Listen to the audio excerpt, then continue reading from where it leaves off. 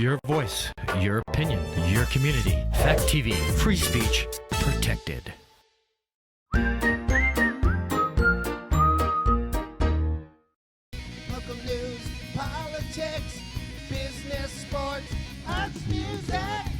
Mike and Marty on the feed. Mike and Marty. Mike and Good morning, Bellows Falls and Keene, and welcome to the feed. We're here, Mike and Marty. We're here with Sean McGinnis. Today we're going to be talking about everything there is to know about the fire department and mergers and all those sorts of things. But first, Marty with local events. So for the third week in a row at the Bellows Falls Opera House is Moana 2. It's playing through December 17th, and I actually have a sneak preview of what's coming. I don't have a video for it, but the next movie in queue is Wicked. Oh, really? Yeah, That's cool. Yeah, I know everyone's very excited. Everybody's excited. They are. I don't quite get the appeal, but that's just me. You probably didn't like the Barbie movie either. I did like the Barbie movie, actually. But anywho, the classic movie is It's a Wonderful Life, sponsored by Coda and Coda. Donna Reed, Jimmy Stewart, The Angel Gets Its Wings. I mean, you can't not see that at Christmas time. And just as just a little bit of an aside, but there was a plea put out earlier this week because the popcorn machine at the Opera House is dying. So there is a campaign to fund a new popcorn machine because they're not inexpensive. So if you're on Facebook, you should be able to find that information. And I bet if you were not inclined to use the online version of funding, I would assume you could probably drop off a donation check directly to the Opera House. But I think they've already had a really good outpouring of donations, but just to put it out there in case anyone didn't see it, because it kind of went via Facebook. So this Friday, downtown area is Friday. They're calling it Fun Friday, but we know it traditionally as Ladies' Night. Right. So shops will be open from 4 to 8. They'll have snacks. They'll have specials. They may have adult beverages. That is actually the fun. There we go. They might have adult beverages in different places that you go to. So that's a pretty big tradition. I know that Chow is doing like an appetizer special, and they have some fun festive drinks. So ladies can shop, and it doesn't have to be ladies. Ladies and gentlemen can shop, and they can go into Chow and have some appetizers and some drinks. This Saturday is the 4th annual Parade of Lights from 5 to 6 p.m. They do go in reverse, so it starts at the fire station, goes through the square, and then goes around in the opposite direction of most every other parade that we do. There are opportunities to volunteer. Betsy had sent out a whole list of things that she needs. So if you have time on Saturday, there's lots of tasks that need to be done. So give a shout out to Betsy. You would, it's BFDD, I think it's BFDD1@gmail.com. And she can assign you something to help out with the Parade of Lights. First time ever happening in the Christmas vacation week is an event called Family Fun Week. It was the brainchild of Janet Parks Place with some help from the Opera House and Charlie Hunter, and I believe probably collaborating with the library because they do a lot of collaboration. So it's to provide something for kids to do during vacation week. So you'll see that there's a movie every single day, and there's some kind of event around that movie. So on the 30th, there's a pasta lunch, and then there's All I Want for Christmas is the movie. On the 31st, there's a family activity, and Rudolph's Shiny New Year is the movie. On January 1st, they're doing bingo at Parks Place, and Hook is the movie. The January 2nd, is a pasta lunch with a movie called Smallfoot. I'm assuming that's the opposite of Bigfoot. And on the 3rd, they're doing arts and crafts, and Jumanji is the movie. So the movies all happen at 1 at the Opera House, and the events happen in different locations. So that's something exciting for the holiday season, for the kids to have something to do during vacation week. Speaking of exciting things, though, I wanted to congratulate Sean on the Santa train. That was such a good event. Thank you. You guys did an amazing job. So popular. It was really well, sold out fast. We're hoping to bring it back next year and do 2 days. So. It's really popular event. Good. And they had a great day. Yes, couldn't ask for a better day, weather-wise. Yeah. So the reason we asked you to come in today was about this I guess, what do you want to call it? The Restructuring. Yes, of the for lack of a fire better departments, for lack of a better word, whether there's going to be a vote in order to create a new entity, as I understand it. Can you give us some background? Like, how did this start? Sure. It started as a Saxon River, I think, as we all know, is in need of a new firehouse. So they weren't able to get the grant funding on their own, so they reached out to the town. And they really need a new firehouse. They really do. It's not like the upstairs. It's not like a want. It's not a need. wall. I guess it's the building has been, parts of it have been The condemned. second floor is condemned. Yeah. So and it's really tight quarters in there. It's not. They need to do something. Yeah. Saxon River trustees met with the select board, and then it just and it started out as a feasibility study, and then it turned into all three boards getting together and saying, all right, maybe we should study the fire department situation in the area. So that's how it started. Okay. Yeah. And this isn't real. I don't want to say it's not new to you, but Bells Falls went through a big change just a few years ago. Yeah, we went through this 7 years ago. So it was once a full-time department staff 24/7 with at 1.5 paid employees full-time. Now it's just myself as the chief Monday through Friday, augmented by an on-call staff that's paid on-call. And the staff get paid when they come They in? get paid per the call, yes. Okay. Yep. So who did this study then? AP Triton is the company that they commissioned to do the study. And that's sort of what they do around the state or around the country? They do around the country. So they the guy that we dealt with was actually based out of Washington State. Wow. So a lot of it was done remotely. He did make a couple site visits. He worked with a guy from Florida that came up. So it was a pretty in-depth study. I mean, as with I think any study, there's things that most people agree with and some people don't agree with. Right. If people wanted to see the study, they could.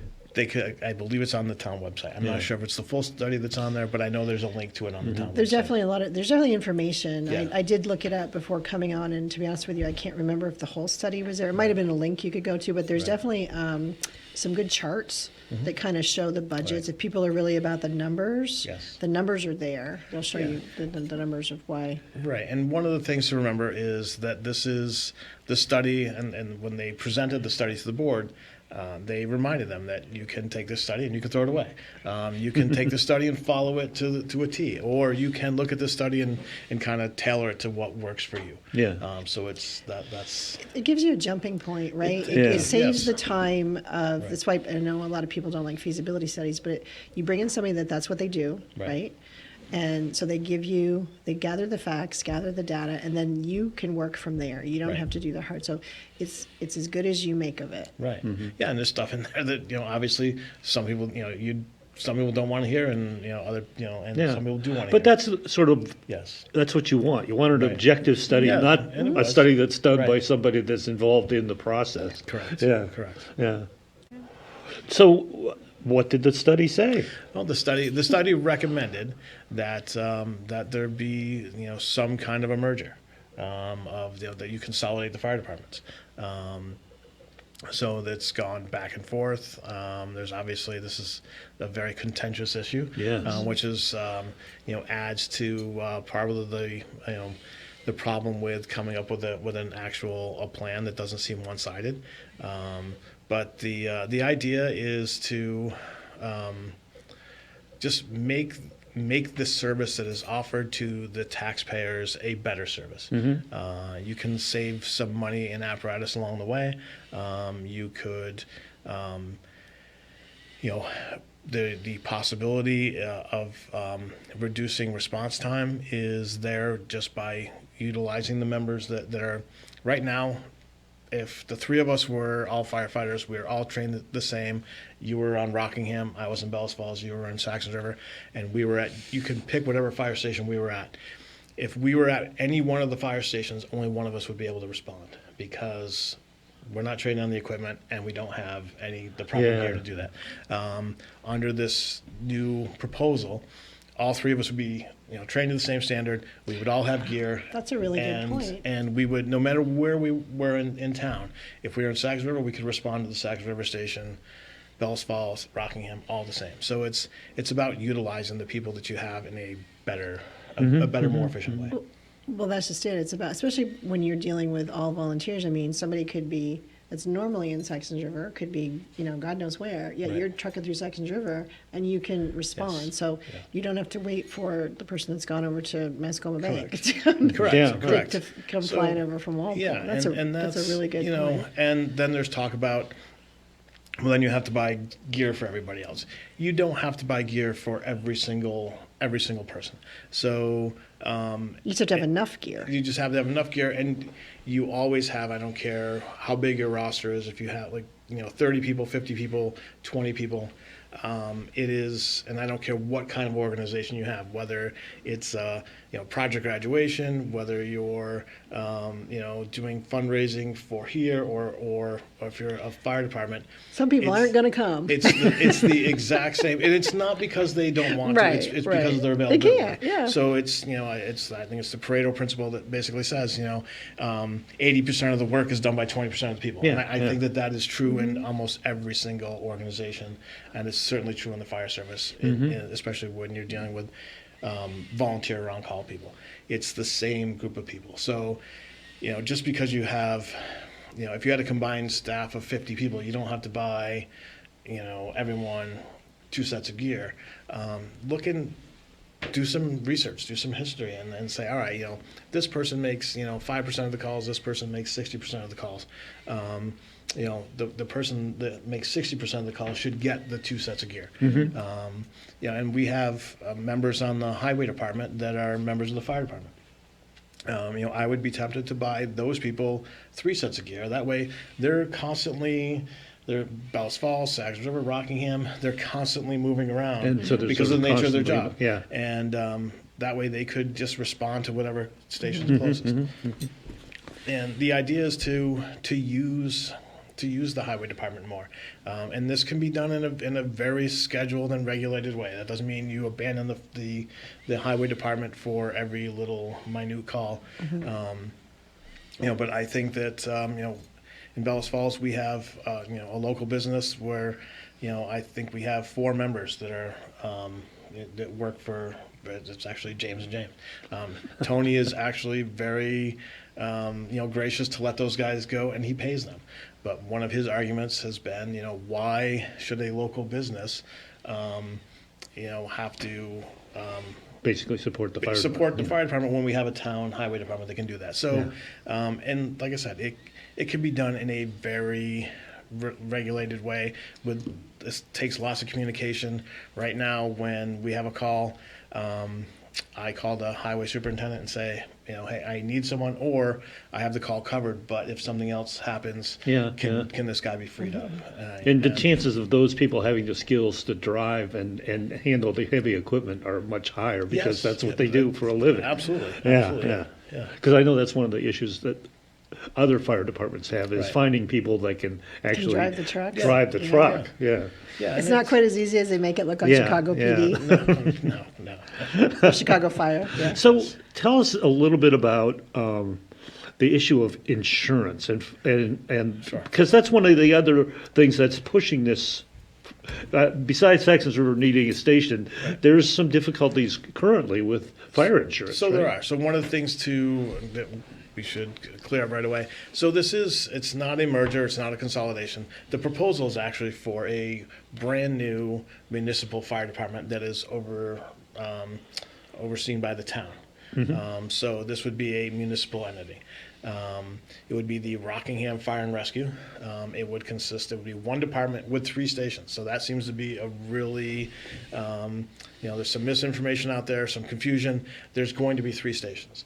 And one of the things that's important about keeping the 3 stations is that the ISO, and I don't remember exactly what that acronym stands for, it's the Insurance Services Organization, I think, but they set they have a rating system that is 1 through 10, 10 being the worst for the fire service. So in Bellows Falls, mainly because of the hydrant system, we are a class 4. In rural Rockingham and Saxons River, it's a 6-9.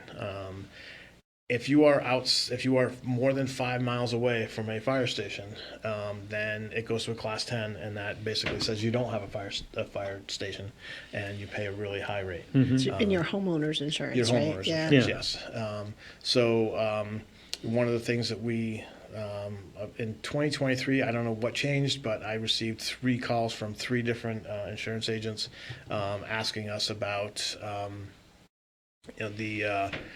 what our coverage area was, and a lot of focus on one was Webb Terrace, the other was Darby Hill, and so there was one client up on Webb Terrace. I think it was a commercial property. Theirs was going to go up $700 a year because we were not the primary responding fire department, and they were more than 5 miles away from Rockingham. I was just going to say, so even that's considered Rockingham. It's not considered. That is, interesting. Yeah. Yeah. I guess so. I think a lot of people don't realize it. Yeah, I guess it's like Yeah. Northwest Minster is Northwest Minster. It's not part of Vels. I know it's very exactly, confusing. yes. Yeah. And then Darby Hill was a person up there that was just a homeowner. Their insurance was going to go about $200. There is an agreement that was written in 1994 that handles. It's a zone map that handles different coverage and overlapping coverage, but it's extremely outdated, and the ISO, for whatever reason, said, I mean, it does need to be updated. It's out of date. Yeah. It's poorly written, but they said they were going to honor it for 1 more year, and then if we didn't change it, they were going to just up the rates, and they did. Unfortunately, that time passed, and this person up on Darby Hill saw a rate increase because we just haven't acted on it. Yeah. Yeah. So if you become a new entity, Rockingham Municipal Fire and Rescue, Yes. then that problem. That problem would go away. solved. That problem would go Okay. away. Because And- you don't have to worry about the same coverage right. territorial. Yeah, so it's all one town.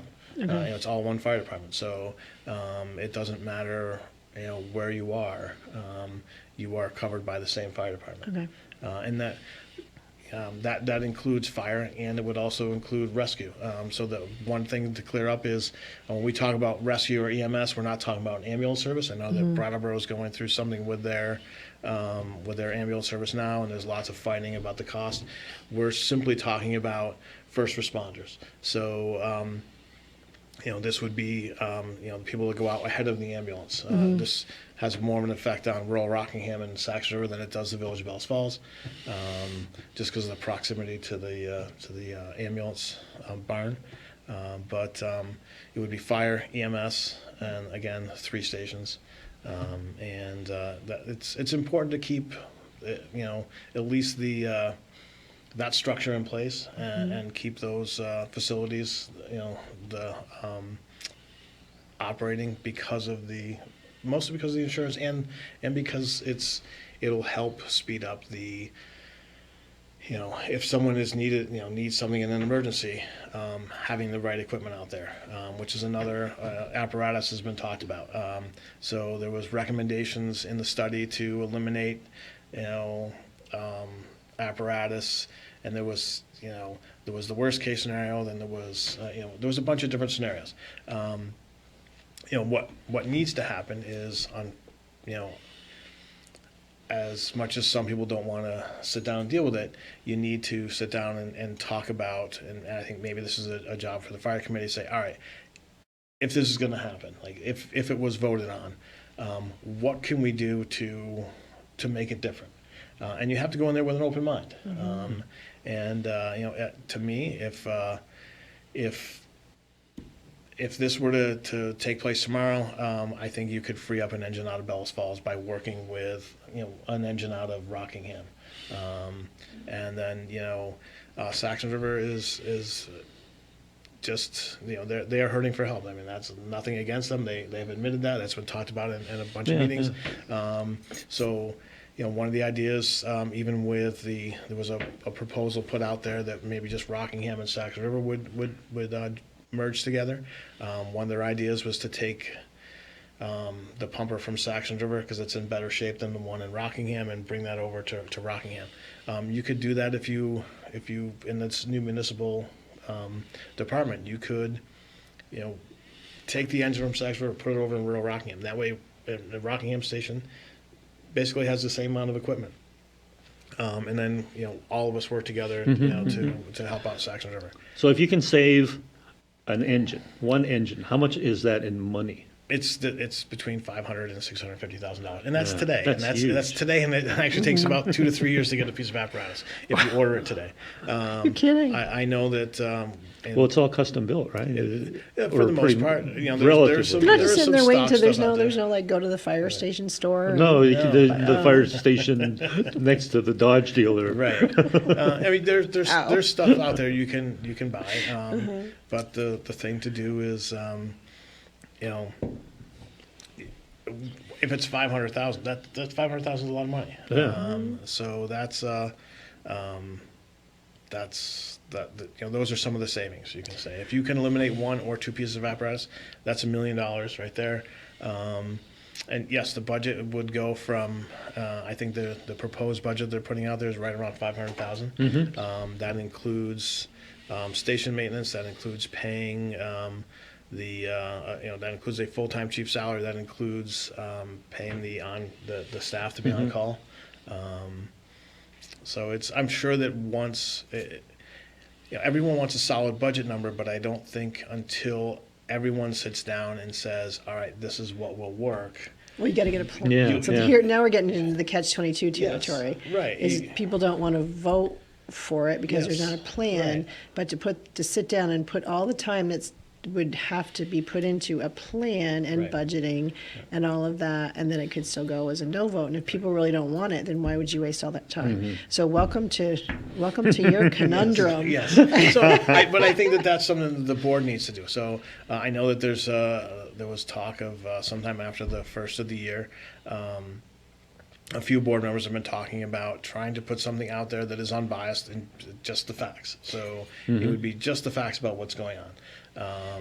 And I think it's a really good idea because I do think that people need to hear what the actual facts will be. And can there be like a like when you're going to write like a paper, you might do an outline, or you write an article, you do an outline, and then as you going through that outline, you flesh it out. So could there be like a basic, like here's a basic structure Right. of how it could work, and then when people start talking, it comes to life. But So I think that basic structure has been presented. Oh, has to the it? board. Okay. And so there's been a basic structure that's been presented to the board, and then unfortunately it's just been so contentious that it never gets beyond that initial discussion.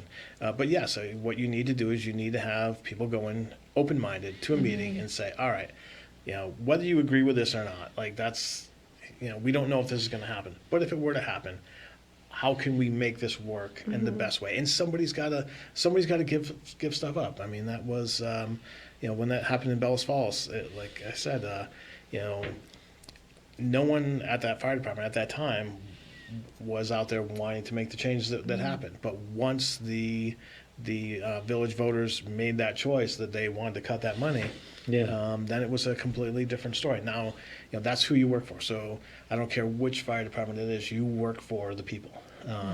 So if the people make a decision, whether you like it or not, you have to, if you're committed to them, you have to make it work.